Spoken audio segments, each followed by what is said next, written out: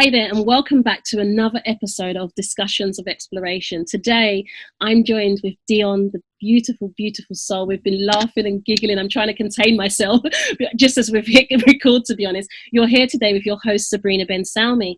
And today, Dionne is going to speak to you with regards to, no matter what situation you're going through, there's something to learn. Dionne, I wonder if you can introduce yourself to our listeners and our viewers. Yes, my name is Dionne Mutambisi, and I'm a mom of 3 gorgeous children, Heavenly Joy, Daniel Jesse, and Josiah James. I'm also a wife. Professional-wise, I'm an accountant, and I'm a woman of God. Beautiful, beautiful, beautiful.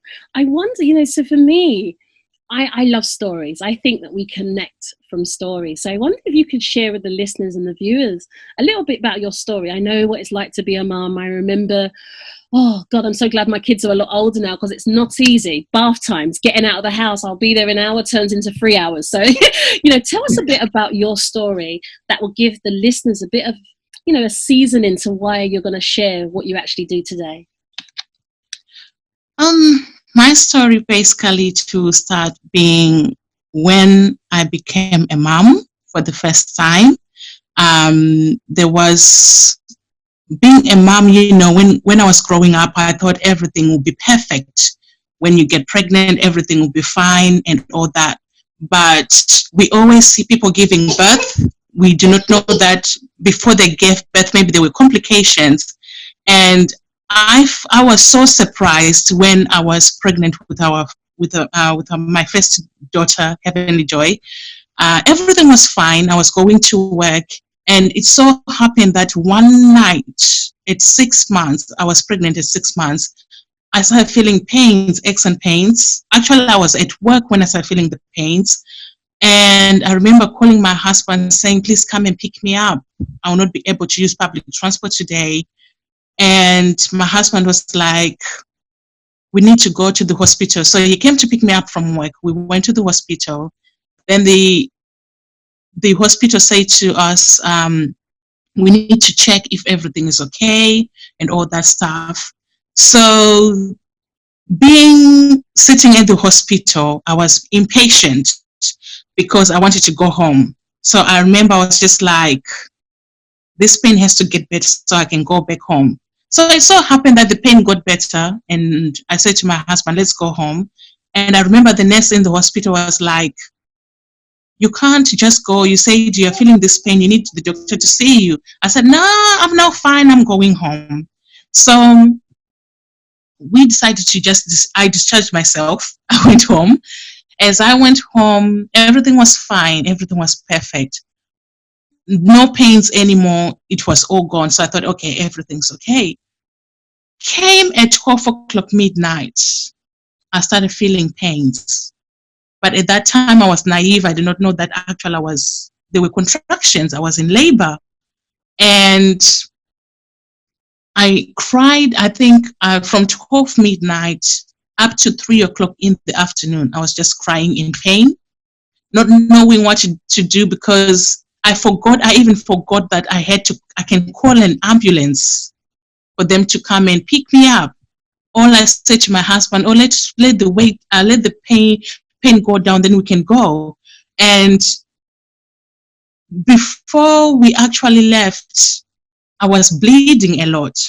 But again, I never thought that there is something serious. I was just thinking that I'm in pain. And when I saw when I was bleeding, I thought, oh my God, I'm going to have a miscarriage again. That's what came in my mind. So, but what really stuck with me was that, okay, I'm still having pain, but I'm bleeding. What's going on? Until I decided to call my pastor, actually, and I told him that, please pray for me. I need you to pray for me. Then he was like, where's your husband? And I gave my husband the phone. Then he instructed him, telling him that, tell her that the baby is coming now. And we're in our house. We're in our house. And it was just the two of us. And I was like, what does it mean that the baby's coming now? And it was like, God is telling him that the baby is coming now. So massage her this way on her back so that the baby will come. And it so happened that as he was massaging, then I screamed. Then the baby came out. And I remember all I said is, you better be alive. That's what I said. And out of that story, it was the scariest thing for my husband, but I applaud him because I call him the midwife of our daughter. And it was just a moment of life and death because she came very, she was so tiny. She was born at 800 grams. And so in that situation, I learned that sometimes when you, whatever you think that it's so bad, there is a reason why it's so bad, because there is something good which is yet to be seen that no one has ever seen or heard. And with my daughter, I say that she is a miracle baby. A miracle baby because at 800 grams, she was born and the ambulance came to pick her up. She was admitted to the hospital. Then she stayed at Royal London Hospital for 3 weeks. She was on ventilation. Then from there, they took her to the hospital near our house, which was Queen's Hospital. She stayed there for like 3 months. So she was on ventilation. She went on CPAP because she could not breathe by herself. She went on CPAP, and from CPAP, they put her on oxygen. So when she came home, she was actually on oxygen. And the amazing thing that I was so amazed by this story is that God used that situation to build up my faith. Because sometimes we'll be like, yes, I've got the faith, but the birth of my daughter really pushed me to only depend on God, because the report of the doctors, what they were saying to me, yes, she's growing well, but these are the complications. And I learned to depend that, you know what, yes, this situation might seem bad, but I serve a God of impossibility. So if I'm in certain situations, I need to go to someone who's more superior than my own strength. And the only person I can go to is God. And I could see the hand of God on Heavenly Joy every single day when I was going to the hospital. Because when you see her, you see that she's smiling, she's kicking, she's playing, she's doing all sorts of things like a normal baby. The only difference is that she had so much tubes on her to support her life. But you could see that, you know what, she is doing well. And I'll never forget, there was a day whereby I went to the hospital, they were doing blood transfusion. That was the day when I broke down and I was like, it's too much for her to go through this. And I was crying and I was feeling like, can I be a mother to this child? You know, that kind of thing. But at the end of it, I had to sort of like look at how amazing God was. And I looked at the fact that, you know, if she was meant to be gone, she could have been gone because she was born at 800 grams. There is a reason why she is here today. So yes, she might be a preterm baby, but she's a blessing in disguise. She is going to be a phenomenal lady that I do not know what she's going to do, but I believe that she's going to be a blessing to the world. And, you know, I had to put my fear away and have more faith and just see the goodness, the fact that she's still here. That alone is the best blessing ever. So in every situation that you find yourself in, there is always something to learn. And whatever, anything bad that you find yourself, any situation which is bad that you find yourself in, there is a lesson that you can get out of it. Maybe if you see a bad thing, meaning that you have got the power to bring the to solve the problem, because every great person or the greatest people who are paid in the world, they are paid to what? To solve problems. So I know that many people, when they see or hear, oh, there is bad thing, we quickly try to run away from it.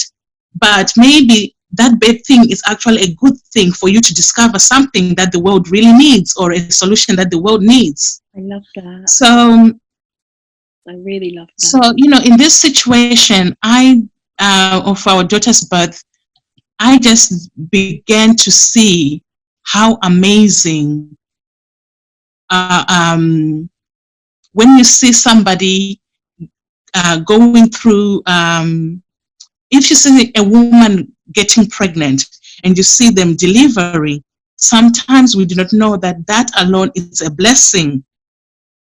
So I learned in that situation to say, you know what? I salute every woman who has given birth. I salute you as well, Sabrina. I salute you, all the women that I know that who have given birth, because we go through certain things, but we can't talk about it. And we go through pain. No one will ever understand. But as a woman, you just have to go through it, because there is a life which is depending on you. Without you, there is no life. So that baby is depending on you. So that is the other thing that I learned. I said, okay, I need to be strong for her to be well. She doesn't understand. When she sees us, she's smiling. But every day, I just have to be strong for her and know that, you know what, we've got this together, and we're going to see you playing. We're going to see you growing. We're going to see you taking you to school. And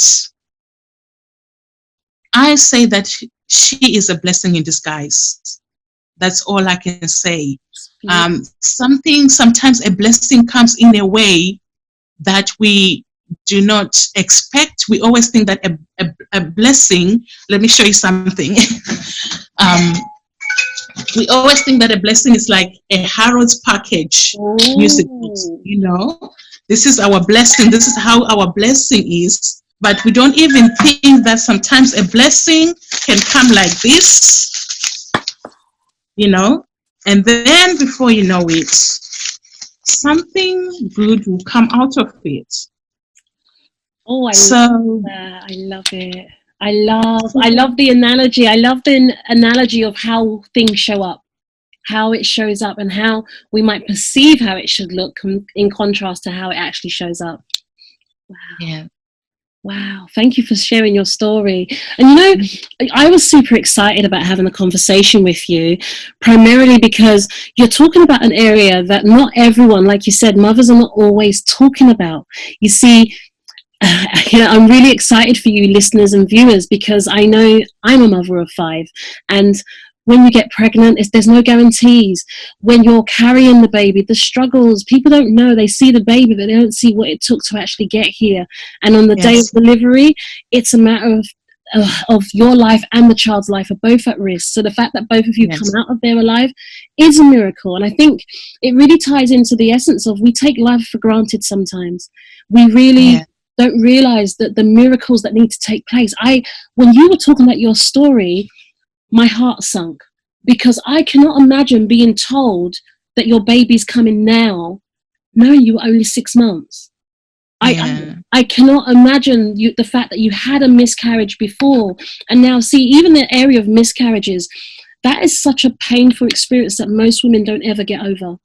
And for you to have to live that and go, I don't know what's going to happen. Like you said, you cried out saying, you better be alive, because I can't imagine all of the variations, but having your husband there to support you, I also salute him for being the midwife, for protecting you and your daughter in that time and assisting you.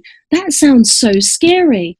And I love that no matter how painful and how traumatic it was, you were still able to take some lessons from that. You were still able to embody the teachings. And I don't think we believe how strong we are until we go through situations, until we actually pushed. Because if someone told you Yes, that's yes. happening to you, I'm sure you would say, no way. There's no way someone can Oh, endure that. yeah. That is Yes. really, really amazing. Absolutely.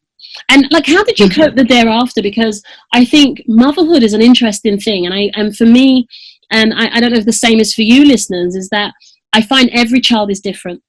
And obviously, having a child that's premature, it comes, obviously, the baby comes with a host of problems, like you correctly said. But going forward, you know, having oxygen at home, having to feed the baby, how far apart are the gaps from the other children? What's the age gap? The age gap is Heavenly Joy and the middle child, Daniel Jesse, they are 1 year, 6 months apart. And the third one, the middle one and the third one, they are 1 year, 4 months apart. So almost 2 years, but not quite 2 years. Wow. So, you know, I think for the purpose of me and the listeners, how did you do that? Having 3 children a year apart and having a premature child to look after? Because I know that you have to have lots of appointments, a lot more than you would with a child that wasn't premature. So what was the thought process? How did you get through that? You know, when a situation is in front of you, sometimes there is no theory to it than other than just do it and just take it as it comes, really, because when it's in front of you, you don't have any choice, but you just have to make do with what you have in front of you and make a move on. And when I remember, like, for example, when Heavenly Joy was born, I'd forgotten that there is called congratulations, because in my mind, I thought, you know, I'm still pregnant. And it occurred to me that they say when we're at the hospital now, they say, congratulations. I was like, oh yeah, I'm now actually a mom. And then it actually sank in and said, okay, now I have to be stronger than ever because I have got someone who depends on me. And for her to have life, it all comes from me, how I react, my attitude as well, you know. So for me, it was just to have the right attitude, even though everything else seemed like it's impossible. Because when you've got the right attitude, you quickly see the goodness, and you start to see how blessed you are in a way. Yes, you are in a situation, but you can overcome it, you And know. a blessing there. She was alive. You were healthy, so definitely a Yes. blessing. You know, I like, just before we started to record this, you were talking about wash and go. I really liked that as a coping mechanism, because I know that in the years of me parenting young children, there was always a pile of dishes in the sink that looked like it was ready to take off, like we were going somewhere. It was always piling up, and no matter what was happening, it just seemed to keep mounting up, and it was very frustrating. So would you talk around what you shared with me just before we went live? Yes. So having 3 little kids it's a greater task every day.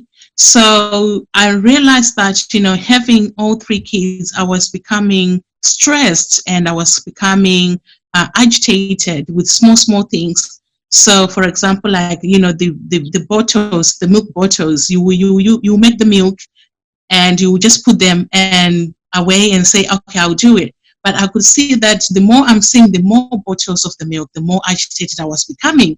So I decided to come up with this thing: wash. He drinks the milk, I wash, you know, so wash as you go. Because if I leave it to pile, it was starting to create some stress. And I thought, okay, I have got 3 children. I do not want to be a mom who is an angry mom all the time, you know, because whatever I do, my kids will also do. So if I shout at them, they'll end up shouting. So I have to sort of like come to a balance whereby I'm not scaring my children away. So it's something that, you know, I just decided, okay, this thing of bottles, they are really getting to me. So let me start this thing of wash as you go, because if I do that, no one will get hurt at the end of the day. And I'll stay health. I'll be healthier. It's good for my health, and it's also good for people's health around me. Absolutely. And I think that's so important, listeners. Like, if you've got small children, I think it's so important to create daily routines that help you. And sometimes we think it has to be a massive shift. No, sometimes the simple thing is that, let me try and wash as I go. I think that's a really amazing concept. I wish I spoke to you when I was in that position, because it would have made my life easier. You know, you hear about mothers getting high blood pressure, stressed out, just feeling exhausted and depleting and snapping at the children. And it's, you know, the tension piles up. And you know what I really love about mums is that, you know, you wear so many hats, but we also have dreams. And Yes. I'm really excited about speaking to you, because I know that your vision and your message is one of, you can do it. Because I know that when we've got children, especially having small children, it's very hard to kind of think, well, I've got this business I want to do, but how am I going to do this if I've got small children? Would you like to talk around what your ideas are and what you desire to bring to the table? Yes, so my idea is to have a business of bookkeeping within the accounting field. And after that, hopefully, when I finish my ACCA, hopefully I'll be able to have an accounting practice.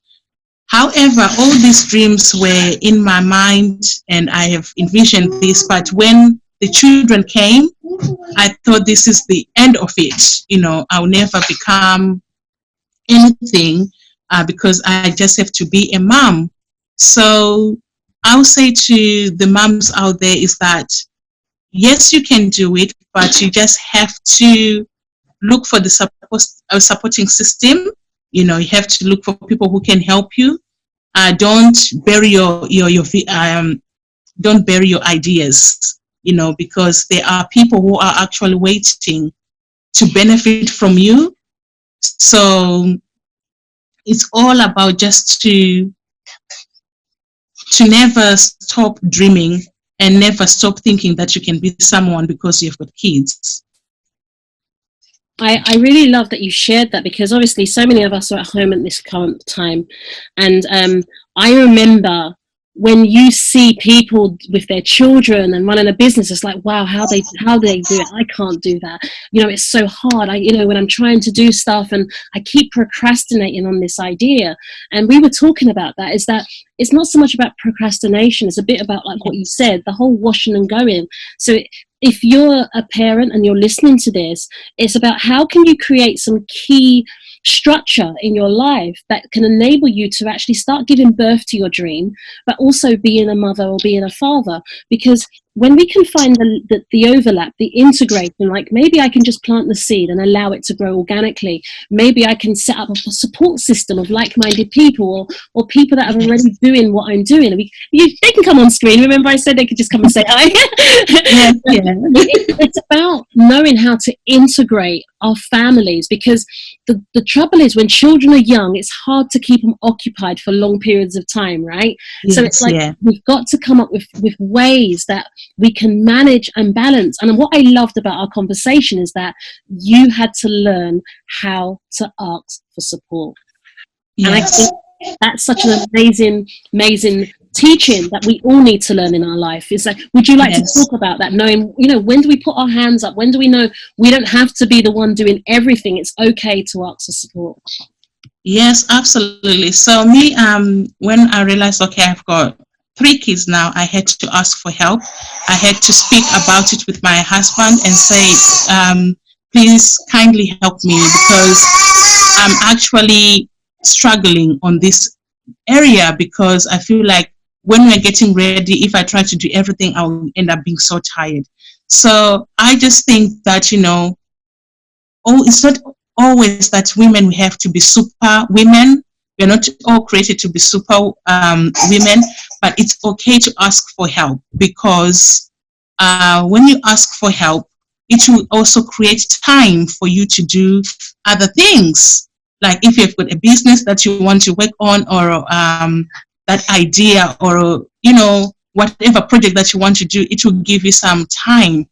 Even if it's 30 minutes, at least you are working towards your vision, you are working towards your goal. So it's okay to ask for time.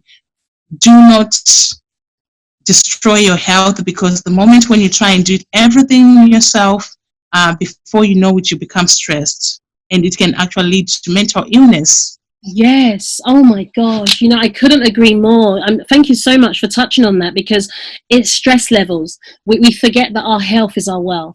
And if we're not very careful, that can be the outcome, because when it goes on for long-term periods of time, and there's a lot of people that have undiagnosed mental health issues, and Yes. especially like postnatal depression, sometimes it creeps up on you when you least expect it, and some moms Yes. don't know they have it. So I cannot agree with you more, because it's about saying, I don't need to be the superwoman, I don't need to get it all done, knowing when to say, well, actually I don't feel very good right now, or I just need to take a rest, I just need to drink, and just nothingness. Try and grab those little pockets of rest, because when I look back, I remember how intense it was. My children are a lot older now, thank God. But I feel for you. I know exactly what it feels, because you need to be there. You need to. They're young still, so you're very active in their life. You have to be. It's very easy for us as mums to burn out. You can pick up the baby if you need to. Go ahead. Today, it's with his head. It's okay. Oh, bless. Hi, Dad. But I'm so grateful for what you shared, because I think, for me, definitely, I think as mum, the more we talk, the more we share, the more we can help people.